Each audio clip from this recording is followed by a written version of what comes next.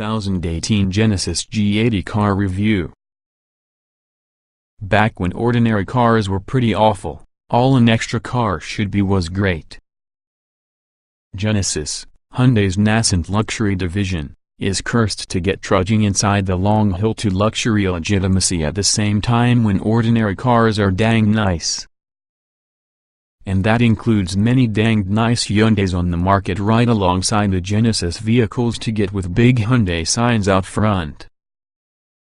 The new, twin-turbocharged 2018 G80 Sport may be the next step up that steep incline. The good points of 2018 Genesis G80: twin-turbo thrust, plenty of room, utter comfort, a lengthy warranty plus a great price. The bad points of 2018 Genesis G80: performance car looks over an isolation chamber sole, heavy. Maybe it's a half step. The G80 would be the smaller of Genesis's two sedans that, whether it were a Hyundai also it isn't, would fill the slot held of what was formerly referred to as the Hyundai Genesis sedan between 2009 and 2016. In fact, the G80 will be the same car introduced for your 2015 model year because second-generation Hyundai Genesis sedan. The mostly superficial transmogrification into the G80 occurred heading into your 2017 model year. This can be less confusing if your powers that be had chosen to their luxury division after the different book from the Old Testament. Deuteronomy was available, and Exodus would have been instructions shorter. Leviticus may have been a reach, but even that will have clarified matters. Genesis's big challenge here will be the sport area of the G80 Sport equation. The G80 is often a sweet-natured car, nevertheless it has never been sporty. The G80 Sport is often a leap of faith in the sports sedan unknown. A breath of life. To breathe the G80 Sport into existence, Genesis swiped the twin-turbocharged 3.3-liter V6 on the larger G90, mated it down to Hyundai's 8-speed automatic transmission, and planted both of them underneath the hood. Easy peasy. Genesis and Hyundai previously make use of the same transmission while using G80's naturally aspirated engines, a 311 horsepower 3.8-liter V6 plus an optional 420 horsepower 5.0-liter V8. As from the G90, when burning premium fuel the twin-turbo 3.3-liter is rated at 365 horsepower as well as a thumping 376 lb-ft of consistent torque coming from a low 1,300 revolutions per minute to 4,500 revolutions per minute.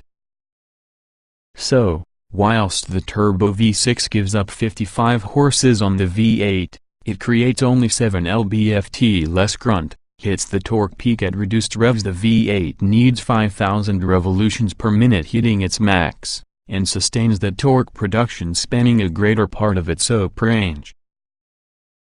Ain't turbos something? The ratios within the G80 Sport's gearbox stay the same as inside the 3.8 V6 and 5.0 V8 models, with 5th at the direct drive and 6th, 7th, and 8th all-over drives. The turbo model also shares a 3.91:1 final drive ratio using the naturally aspirated V6 instead of the 3.54:1 ratio used while using V8. And yes, there's a manual shifting mode that may be controlled with paddles located just behind the tire. Genesis projects that about 60% of G80 Sports are going to be sold with rear-wheel drive, wearing a price tag of $56,225. The rest will probably be equipped with all-wheel drive and also a heated controls for the next $2,500. As a nearly on-spec car, All G80 Sports will likely be comprehensively equipped through the top of these panoramic sunroofs to your bottom with their P24540R19 front and P27535R19 rear tires. Turbo 6s have grown to be the go-to engines for midsize luxury cars, as well as the G80 Sports feels comparable to those from Cadillac and Mercedes. That means there's an abundance of thrust although not much personality. There's no sense of eagerness, no thrilling drill on the exhaust, with no sense the engine is ever straining. In a way, it's more reminiscent in the lazy V8 test that General Motors once placed in Buick Centurions and Oldsmobile Regency 98s than from the entertaining though less powerful 6s once found within the BMW 5 Series. And far whether it is for anyone writing here to badmouth thrust. Let there be heavy. It appears the engineers never watched Genesis 1-3 Let There Be Light, since the company claims its rear-drive G80 Sport weighs in with a profoundly not light 4,519 pounds.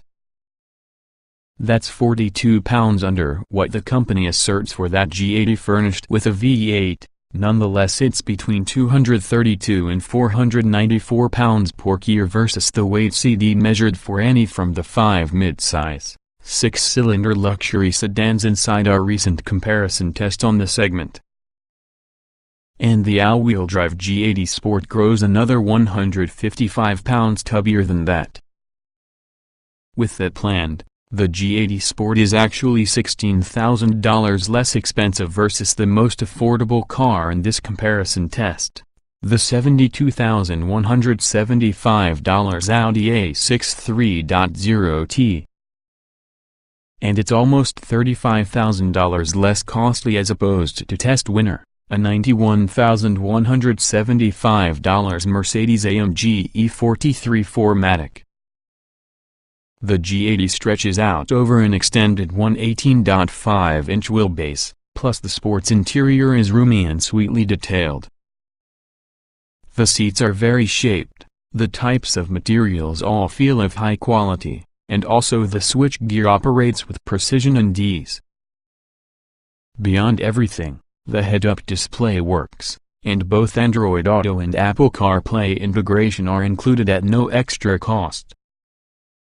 The G80 Sport is often a handsome car made more inviting by subtle copper details down the black chrome, cross-hatched grills edge and around the wheel center caps, among other places on the outside of. Genesis should continue those copper accents more prominently within the car. There are a few copper-colored thwacks inside the upholstery's contrast stitching, but carbon fiber trim dominates.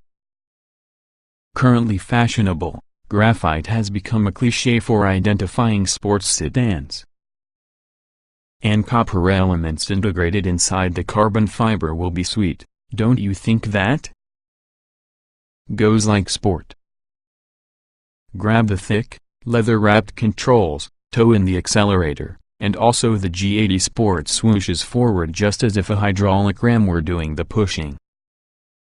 The cabin can be so well insulated which it isolates the motorist almost too much in the dynamic experience, and there's no discernible noise to announce the acceleration. Still, the scenery gets moving real quick.